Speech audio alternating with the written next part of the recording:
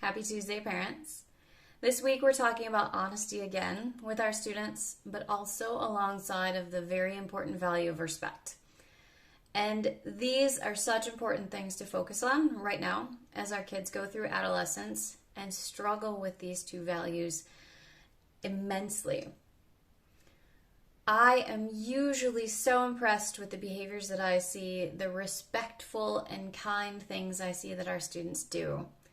And then sometimes I hear about their behaviors when I'm not around and the words that they use, and I'm shocked. I am so upset and disappointed because they're not respectful and they're not kind. And they're also completely different than what I usually see and hear. I'm sure this is not foreign to you.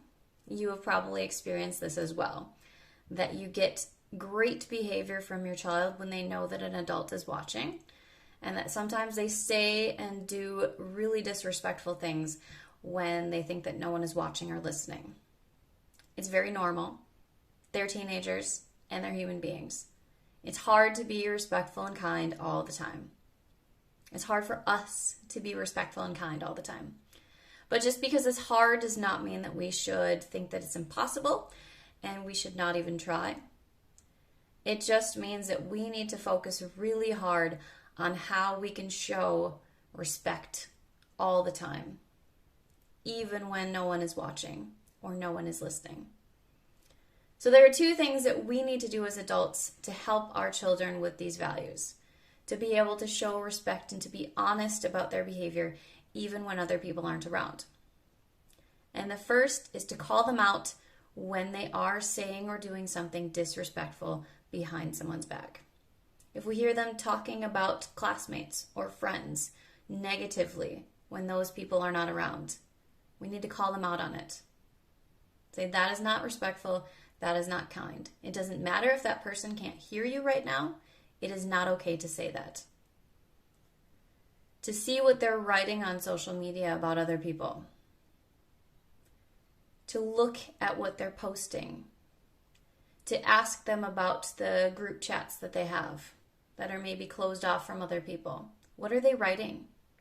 How are they speaking about other people? And then the second thing that we need to do as adults is to be good role models. It's hard for us too to be respectful and kind all the time. But we need to try because our kids are watching us and they're listening to us. So how are we talking about people at home? What are we saying about friends and colleagues when they're not around? What are we writing on social media? Are we making passive-aggressive or rude comments?